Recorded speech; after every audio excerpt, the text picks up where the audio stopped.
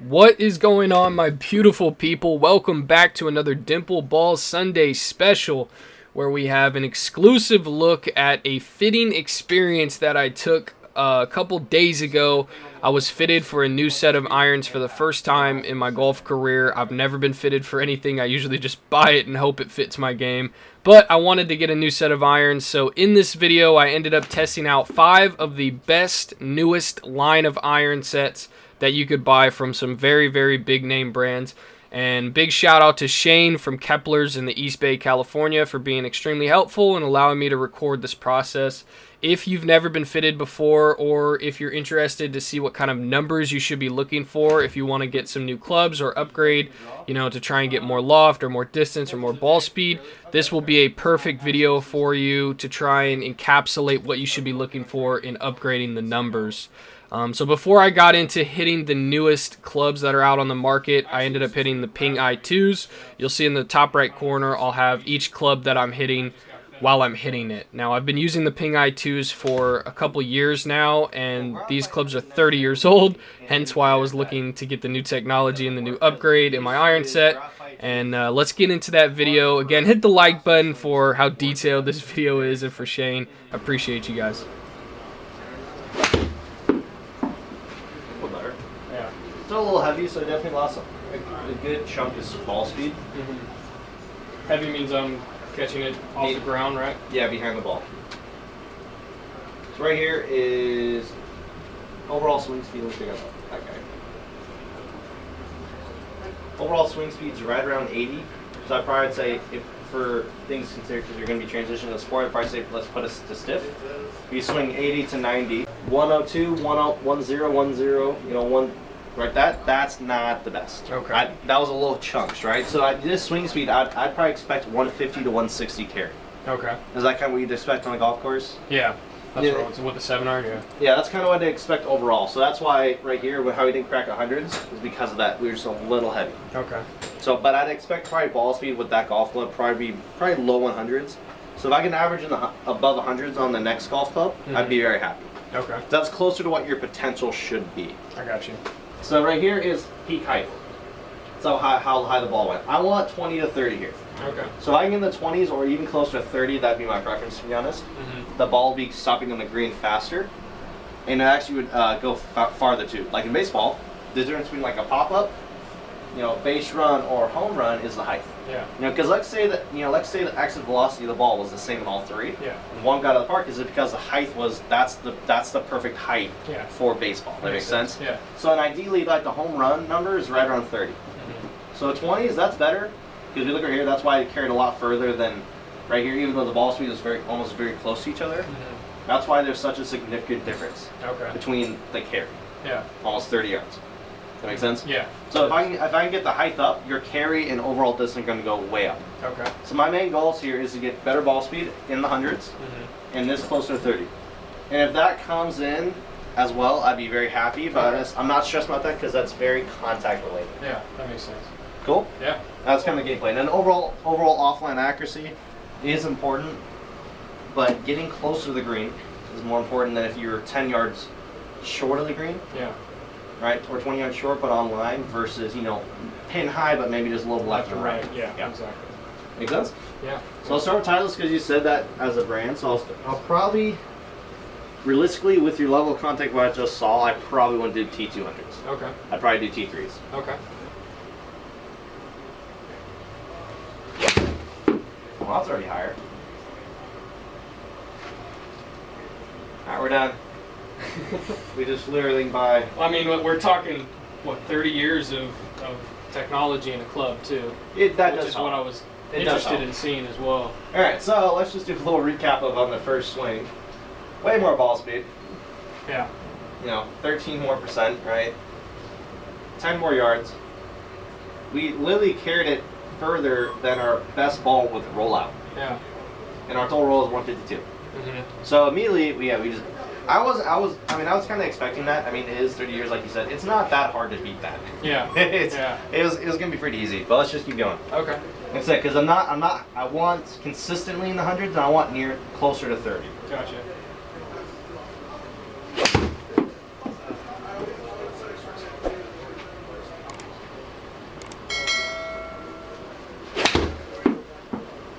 down the middle. Looked like it was higher too. Yeah, a little bit. Oh, there we go, perfect. I got the thing I wanted. So Okay. right here. So ideally, like here, ideally if we got a little lower down here, that's actually where the sweet spot is. A lot of people when they grab a golf club, they point to, when I ask them where the sweet spot is, they point to like up middle of the face because they think it's like the center of the object. It's actually lower grooves. Okay. That's actually sweet spot. So right That makes there, sense. yeah, you hit the last couple, about 4 or 5 grooves high. Ideally, that's where the ball pops off and goes a lot higher. Well, because with the irons, you want to strike the ball first, so that makes sense that it would be lower. Yep, exactly.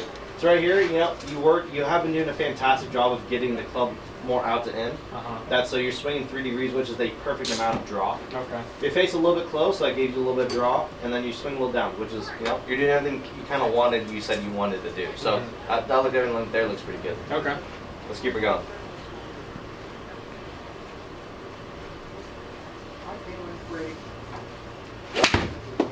Yep, I can hear you. A little bit higher in the face there. Yeah.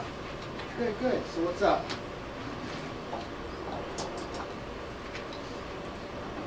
Yep, so definitely over there. Okay. Super toey. But also, when I notice, let me go back to club data real quick. So see how we're very toe down here?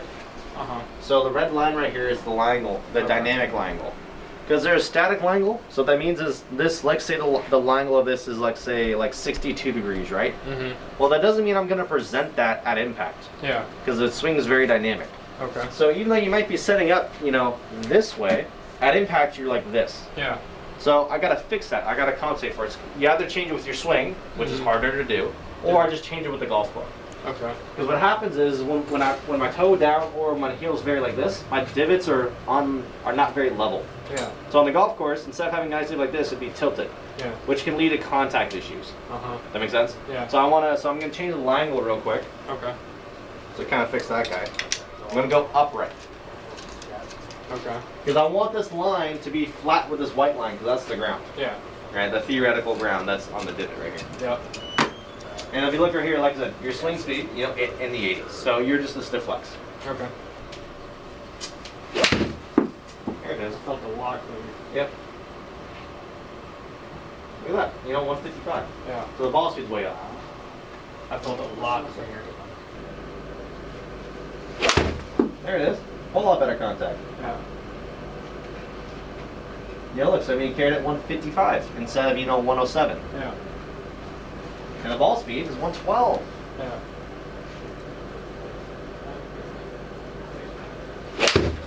That was where I cleanest one yet. Look how high I went. Yeah.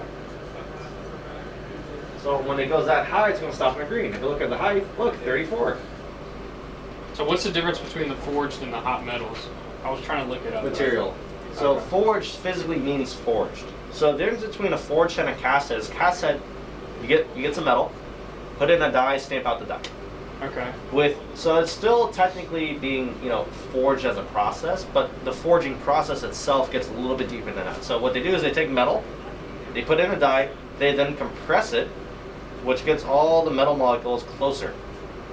So it's getting denser. Like what? So I mean, how much like let's say you get a pound of, you know, water, right? Or let's say like feathers versus a pound of tungsten. You don't need a lot of tungsten to get to 1 pound. You might need a lot of feathers to get to 1 pound. Yeah. Right? So that's kind of what they're doing with metal and forging is they're condensing a lot more metal into a smaller head. Okay.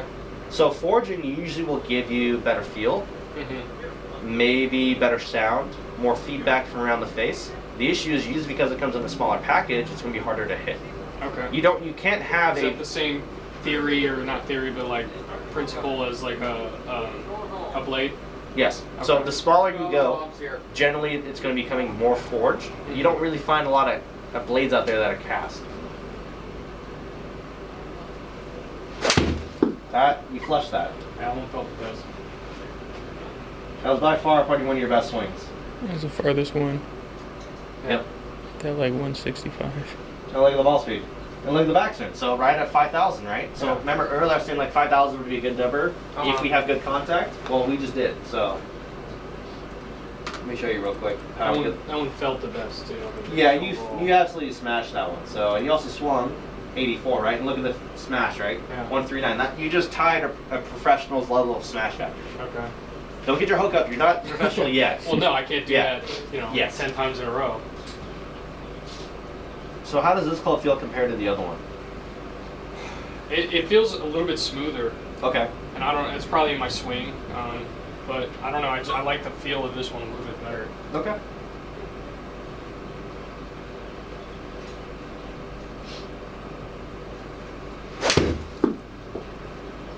Well, you're putting on a stripe show with this guy. Yeah. Well, then that one stopped pretty quick too, so that the height. Because we had a lot of things going for us. When we go take a look at these, let me take a miss it there.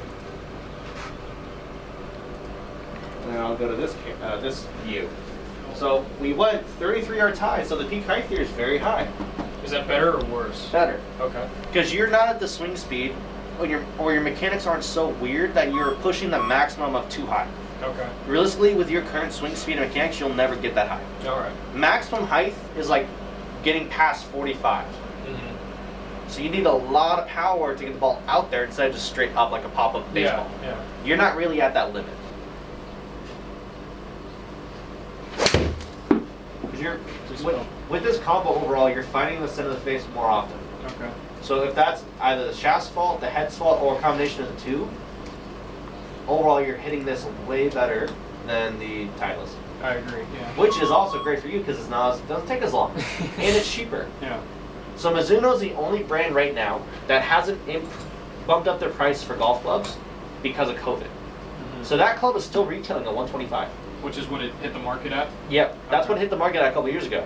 Whereas all the other brands in the same category of like forgiving heads Yeah. were all around that same price, $150 to $125. All the other brands went up to $145. A club. Yep. So right now, Mizuno, that is better than the expensive one. It's faster and it's cheaper. Yeah.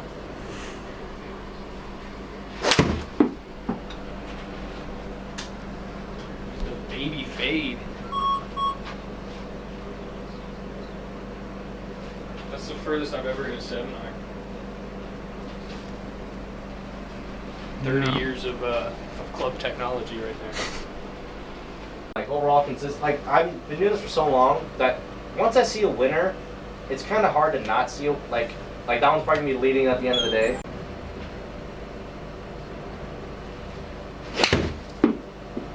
It's in the air. Not mad at that. It's interesting. The fades on the Mizunos go further than the fade there. It's because there's more ball speed. Okay. So for a similar amount of fade, right, like say a certain amount of side spin, right? Yeah.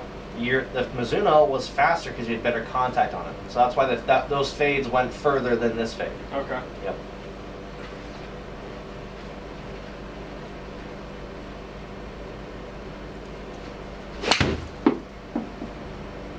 I was super inside there. It's okay. Mark. That's pretty decent, but more offline Yeah. and shorter than the Mizuno would have been. The Mizuno would have kind of drawn a little bit. That one was just got to 150. Yeah. You know, the other ones were Mizuno's only good hits were getting out to 160s. So I mean, I'd say it's definitely better than some of the ones we tried today. Like it's better than Titleist, Yeah, I think so. but I don't think it's as good as the Mizuno. yeah, I would agree. And Mizuno is a iron focused company, so I'm not mad at them. Their irons performing well because I love them as a company, but that was pretty solid. Then it just starts leaking where the Mizuno didn't. Yeah. So it only maxed out at 158, and the ball speed, 4, 5, 6 short of where Mizuno was. That's interesting. So what's Taylormade's turnaround then on clubs? 1 to 4, so they're kind of up there with Callaway. Yeah, that's not bad. Yeah, they're one of the quick ones for sure.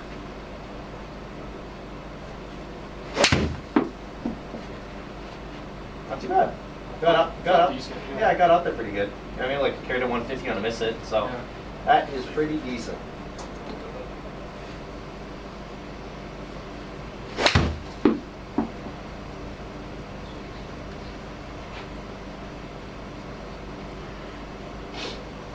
I definitely have kind of figured out the weight for you though. You're about a 95 gram shaft. Okay. So weight is really important to figure out timing. So for example, let's say if I walk in front of you, right? If I have something that's too lightweight, as a shaft, right? It's gonna be very easy to drop my gun and then overswing and maybe swing left and pull it. Yeah. If something's too heavy and laborious, you're gonna get stuck behind you. So overall, or your contact will just be shoddy. So when I tried it at the Mizuno, it was about a 95 gram shaft. The shafts earlier were a little bit heavier and a little bit lighter. As soon as I put the 95 gram shaft in, the contact was pretty good. And ever since then, I've given you about the same weight. And the last two brands after that have had pretty decent results. Yeah. So you're kind of right around 100 grams on a steel shaft. Okay. Now that makes sense if you're swinging kind of mid to low 80s. That's about kind of where the weight needs to be for you. Okay.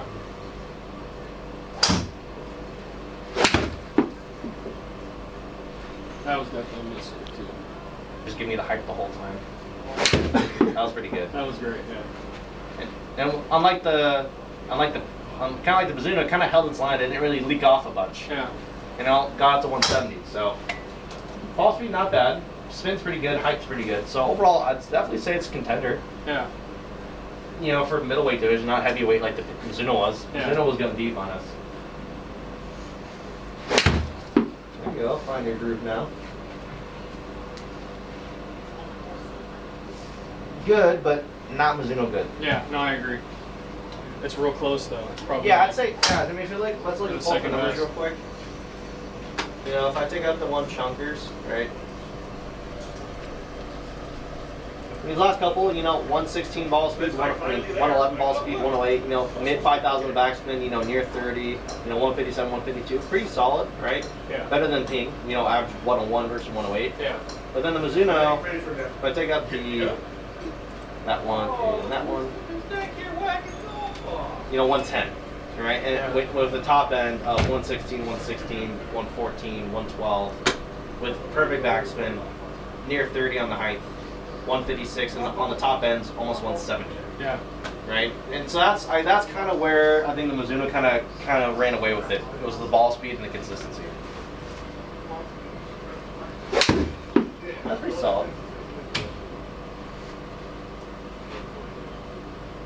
Yeah, that's up there. Yeah. For sure. I'd say the overall level of consistency though, I mean even on a pure shot is only 114 and not 116. Yeah. So here is the Callaway Max OS. Okay. The Callaway Max OS? Yes. All right.